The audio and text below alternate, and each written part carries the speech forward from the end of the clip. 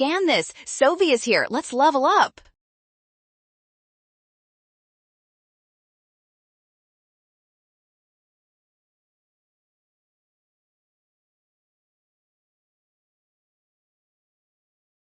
First, we use integration by parts to find the antiderivative. Let u equal x and dv equal e to the negative x dx. This setup helps us simplify the product easily.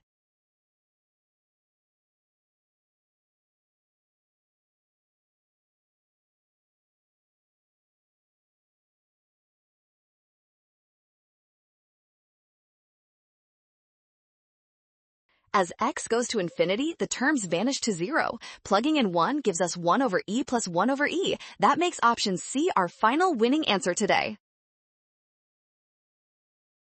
Well done! Scan the code. You can learn better with Sovi. Watch your signs and avoid the rush by trusting the given steps to check your